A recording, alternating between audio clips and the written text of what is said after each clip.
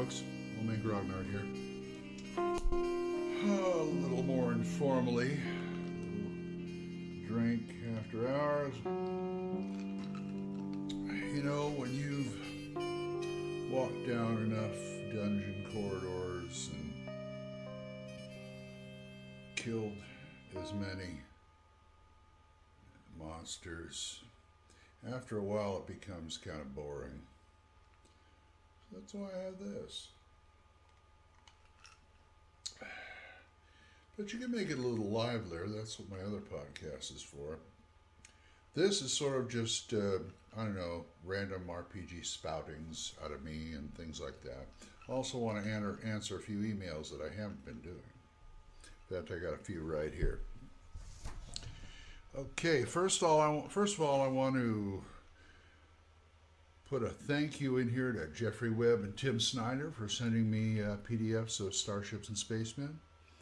Guys, I will be getting a review out of that as soon as I can get my hands on a print copy, which I will be ordering hopefully tomorrow, if not next week. So maybe a little while, but I'll get to it. Also, I want to shout out Brutor's Bill. Thank you, sir. A salute to you for subscribing to my channel and things like that. And salute to everybody who's been subscribing to my channel. So, without further ado, let me do some emails. I know it's an email type show. Doesn't that make you scared? It shouldn't, actually. And these actually make me, get me to thinking. I got one here from, who else? Mojo. Mojo, you're the first one. How about that? Good to hear you, man. He says, hello, fellow Grognard. I currently have 14 groups playtesting my tabletop fantasy RPG. Now, full disclosure, I got this in August. Okay, August 16th. The whole principle of the game was to introduce new folks to the hobby, to a great game, and the great games the hobby holds. To act as a gateway, if you will, a noble calling. With that in mind, I included both descending and ascending ACs in the game to let the players decide. The players range in age from 8 to 53 or so. Wow. Some new to the hobby, some old grogs like us. All 14 groups chose ascending AC. Frankly, I'm not surprised. Out of curiosity, I asked the groups why. They all replied, it is easier and faster. This puzzled me. Sure, the group's made up of younger folks I can understand because they didn't know any better, haha. But to get to the same response from folks that have been gaming for the same length of time and longer than I had, that puzzled me. I put descending AC in the game so if any new person of the hobby ran across a retro clone, they would be able to understand the AC system. I asked the question on Facebook in a group and was met with very rude responses that did not really answer the question. Bad Facebook. Bad Facebook. No treats for you. So I ask you, which is me, is descending AC a thing of the past? Should I take it out of the game? Is it going, or has it already gone the way of the dodo bird? Love the show. Keep up the great work, Mojo. Thank you, Mojo. Let me put this as delicately as I can. No. Descending armor class still has a place in gaming. I came across this through many, many years of being in the OSR, and there's room for both, I've come to the conclusion. I was very much a descending AC proselytizer for a long time because, damn it, that's the way Gary and Dave played. Damn it, that's the way a lot of people played. Damn it, that's what I'm going to do. Well, then along came one of my favorite games, Castles and Crusades, which is based off of 3rd edition.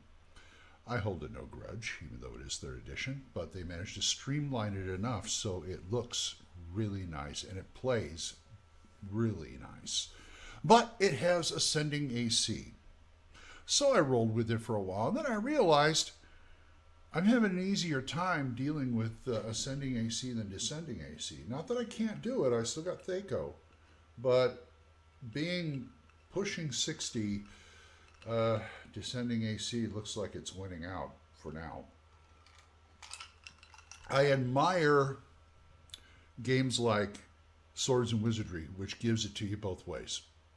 Whichever way you want. Descending or ascending, all their stuff, they put out the ACs like that. And I admire them for that. But for right now, I'm using ascending. If I was using something like Labyrinth Lord, I would use descending, or BX, or any other rule cyclopedia. I'd be using descending AC. I have no problem with that. I can work it out in my head. But ascending AC is so kind of seduces you, because all you have to do is roll to hit over that number there. What can I say, Mojo? It's not dead, it's not dying, but it's there. I think every player should know how both works, even if they prefer one over the other. I mean, you can't know about things. You know, you can't dislike something without knowing what it is. There's a lot of people who haven't figured that out. You know, the motto "Know Your Enemy" is all about that. Thanks, Mojo, for writing in. Next one comes from Pino. Hey, Pino. Now, this was written on November 29th, so it's a little more recent. Hey, just wanted to get your opinion on whether or not you or anyone you know uses the weapon damage size rules. My players, who are fairly new to the game, are nitpickers and moaners. I'm sorry for you. Who demand the game be 100% balanced. Send them over to me. We'll see what happens. To be fair, however, a fighter wielding a specialized two-handed sword deals 3d6 plus 2 damage against large opponents could easily topple a gnoll or ogre.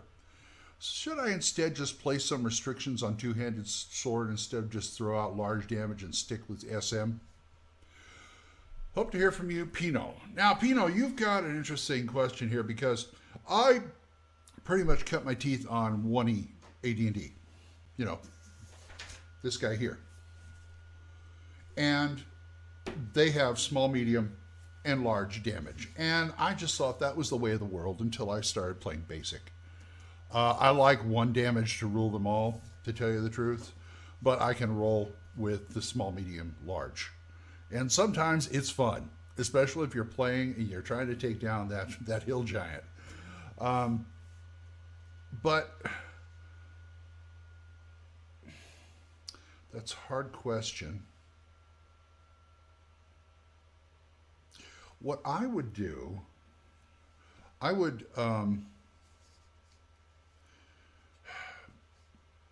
make them tough. I made the monsters a little tougher. Just, I mean, you know, bump them up an AC or 2. It won't really hurt them, and it won't be so out of balance that it's. And you don't even have to do it on the fly if you have to. But you know, if they're going to be such babies about, you know, 100% balanced, as far as I would see, my philosophy is there is no such thing. You get big monsters, you get small monsters, you get easy encounters, you get hard encounters. And I am not going to go out of my way to 100% balance every encounter, especially if I'm running off the, you know, flying off the seat of my pants. You know, if I'm ad-libbing the thing. You know, if they say, hey, let's play, and I got like an hour to get ready. No, I'm not going to do that. I ballpark it. I'm still a firm believer of the total party levels versus total hit dice of the monsters. That's how I balance. Makes it interesting in Castles and Crusades, because I'm always assuming that it's going to be a D8 damage for the monsters. And I forgot their edition goes all over the place with that. So, you know, I would just like up the AC a couple of notches. I mean, across the board. Across the board. And if they call you out on it, say, hey, yeah, that's right, because that's the way I'm running it. But it doesn't say that in the book. I'm the book. Okay? So, hope I answered your question, Pino. I got one more here. Oh, and thanks for listening or watching, Pino. I hope you do some more. I got another one here from DM Alex. Hey, dear old man Grognard. I've been enjoying your videos and also enjoy Thaco's Hammer. Thank you. I'll let the guys know too. I have a question about villains, or a big bad as it's sometimes referred to. I often use liches, vampires, clerics, etc. as an evil mastermind working behind the scenes. Good choice. However, I always run across the problem of how to get the players to face and encounter the villain without it feeling forced or contrived. Villains like this have been around for a very long time and don't fancy risking eternal annihilation at the hands of some upstart PCs. So, if the PCs foil the vampire's plans, he or she leaves and continues scheming from some other place which can lead to a tedious chase, hopping from encounter to encounter. Have you handled scenarios like this? Would love to know. Thanks, DM Alex. Well, you know what? If they are going to be defeated by some upstart PCs, that's a case of hubris on the villain's part. Because those guys have been around so long, they think they're invincible. And guess what? Nothing is invincible. Even a Tarrasque, even if you have to shove it somewhere else, eventually it will die. And I don't care what liches say. I mean, I've heard of like demi-liches and stuff where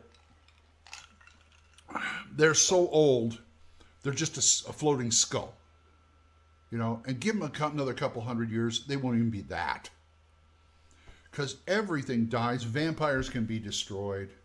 They can come back, obviously. But eventually they're going to do something where they're not going to be able to come back. So I think it's hubris on the villain's part to not think they can't be taken down by some upstart PCs. I don't mind the chase, to tell you the truth. That's what makes a good campaign. I mean, you know, think of the Maltese Falcon. They chased that damn bird all over Europe and the continent. And at the end of the movie, they got a fake because the guy who had it gave them a fake and they didn't know it. But they were off again at the end of the movie to go look for the bird. Unfortunately, the Sam Spade turned him in, but that's a minor inconvenience. I think that, you know, the chase is part of the adventure. I really, I like a good chase. And yeah, the villains are going to get smarter about it. They find an old cave or something, and yeah, it's going to be that way. If they find an old cave and they're defeated, you know what? Next time they're going to get either a deeper cave or something a little more impenetrable. Because you know that these guys have been around for a long time. Imagine how rich they are. They can afford a castle or some other fortress. So, make them smarter. I mean, by the time they get defeated, I'd say 2-3 encounters down the road, those PCs ain't going to be no upstart PCs anymore. They're going to be a legitimate threat. In fact, you probably want the villain to go after them at one point because they started being too much of a threat and they want them out of the way. Even liches who don't want to be disturbed, if you bug them enough, they'll have somebody come after you. And the high-level evil priests, oh, don't get me started, man. They got minions. They got all sorts of minions, not just the ones who sit around and, do the rituals and stuff. I mean, they have fighters on their payroll, probably assassins on their payroll, things like that. And, who's to say that religion isn't greasing palms somewhere and getting them arrested on some trumped-up charges, because they can always pull the strings from the background. Remember Professor Moriarty in the Sherlock Holmes tales? He never got caught. Hell, The Godfather, they rarely, if ever, go to court because the other guys do it. Other people go for them. The other guys commit the crimes and they have nothing to tie them to it. In fact, that's the way communist cells work. It's interesting. Or terrorist cells. Anyway, excuse me. That is my answer, Alex. Thank you, and keep watching the show, and keep watching this show. This is our maiden voyage, pretty much. If you want to ask me anything, oldmangrognard@gmail.com. So until next time, bye-bye.